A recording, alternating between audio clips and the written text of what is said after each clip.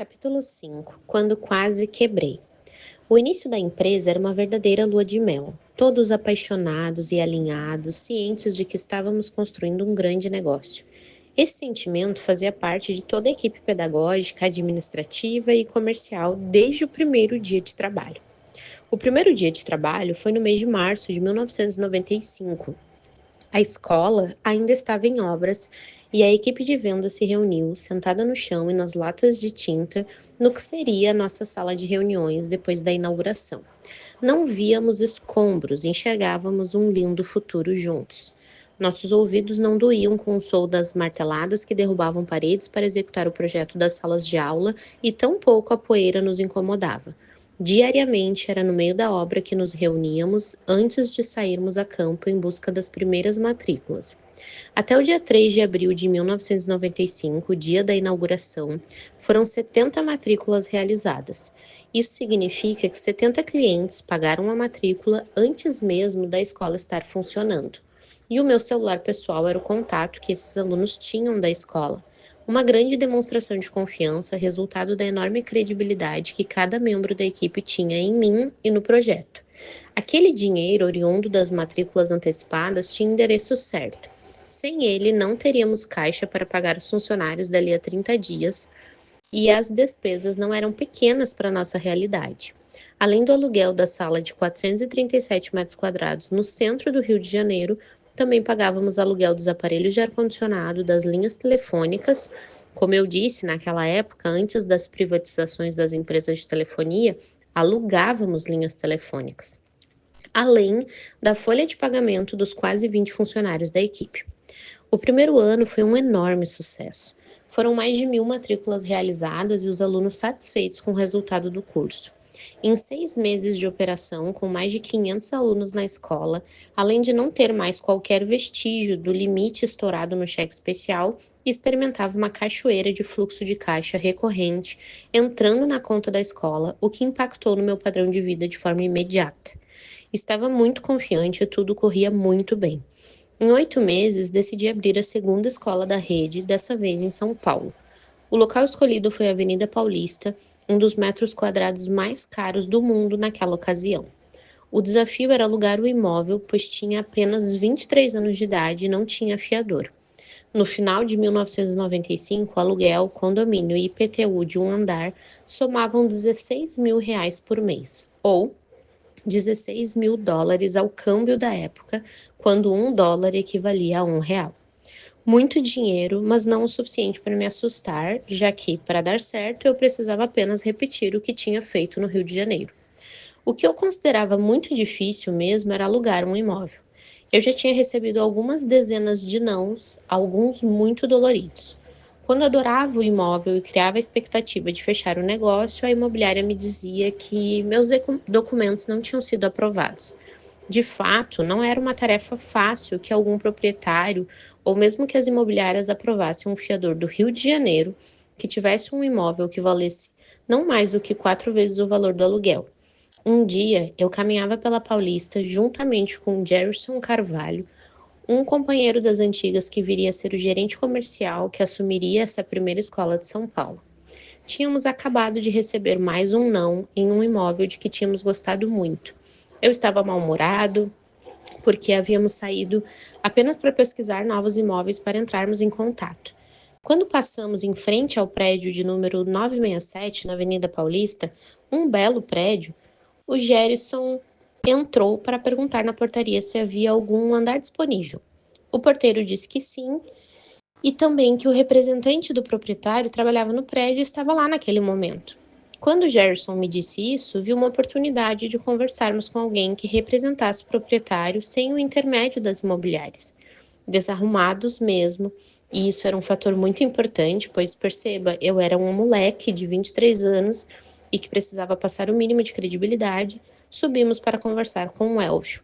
Ele representava o proprietário de todo o prédio, que alugava andares para boas e geralmente grandes empresas. Foram muitos os obstáculos, mas conseguimos alugar o quarto andar do prédio. Tive de vender o modelo de negócios, mostrar a seriedade de nosso projeto, falar sobre o nosso sucesso no Rio de Janeiro. Imagine que não existiam sites na internet para verificação e pesquisa.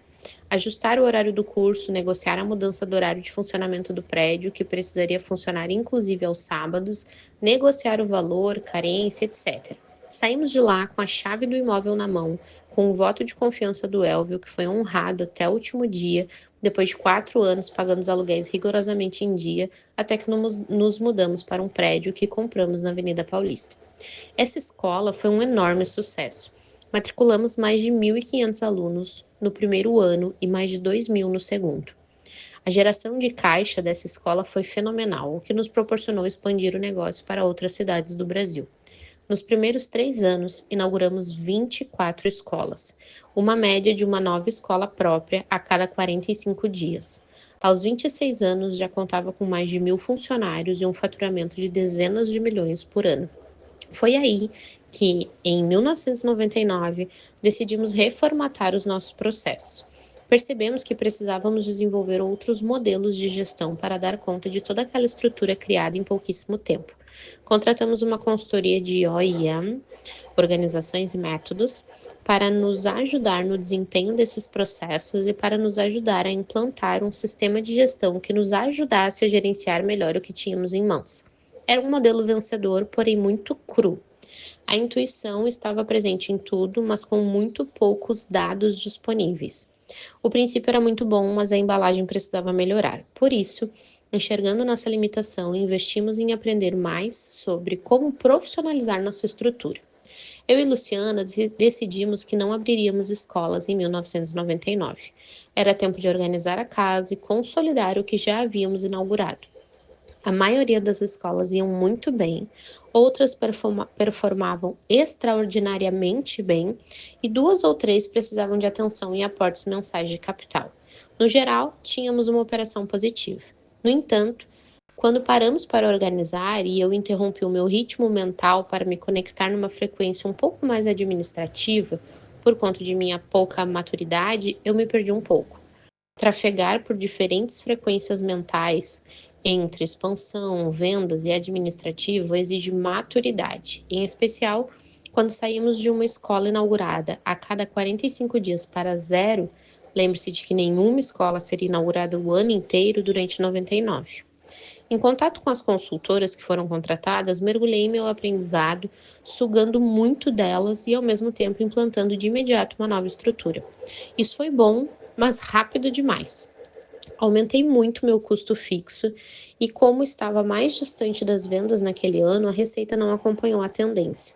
Para completar, planejei uma nova estratégia comercial, saindo daquilo que dominava com resultados positivos para um modelo mais baseado em processos e não gestão de pessoas, o que me consumia muito tempo e energia. Eu estava embriagado por um modelo mais corporativo, baseado em processos e não na pancadaria do campo de batalha em que eu estava acostumado.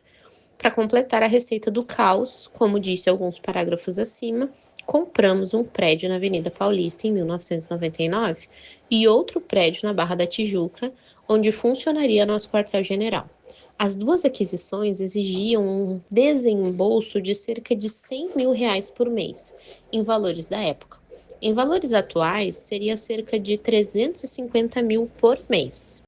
A nova estratégia comercial, em vez de performar 30% a mais, como eu planejava, vendeu 30% a menos. Já os custos decolaram, o que nos criou um rombo de caixa de R$ 120.000 por mês na época e, em valores atuais, algo perto de R$ 400.000.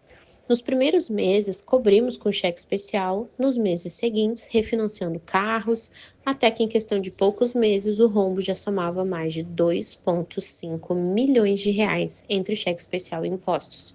O cenário era preocupante.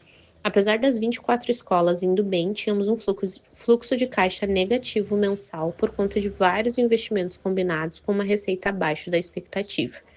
Alguma coisa tinha que ser feita de forma imediata. Numa determinada noite, Luciana, que estava grávida do nosso primeiro filho, estava no quarto com um monte de papéis espalhados sobre a cama. Foi a primeira vez que a vi preocupada. Aliás, a calma da Luciana sempre foi um ponto de equilíbrio para mim. Ela sempre tinha uma visão fora da caixa que me transmitia equilíbrio para tomar decisões. Naquele dia, ela estava um pouco diferente, até que ela me disse: Temos que pagar a folha amanhã, estamos com todas as contas estouradas e sem caixa. Aquilo era muito sério, porque sempre tivemos em nosso modelo de gestão a folha de pagamento como algo sagrado. Por isso, nunca até então havíamos atrasado o pagamento de salários. Quando ela me disse que tínhamos chegado ao nosso limite, eu sabia que uma solução numa direção bem diferente da que estávamos precisaria ser tomada. Algo radical e eficaz. Ainda assustado com aquela preocupação inédita dela, desci até a cozinha para pegar uma garrafa de água para nós. A noite era uma criança. Não raro, virávamos noite juntos, conversando e planejando os nossos próximos passos. Daquela vez, precisaríamos tirar um coelho da cartola para solucionar o problema de forma imediata e, em seguida, solucionar os problemas a longo prazo também.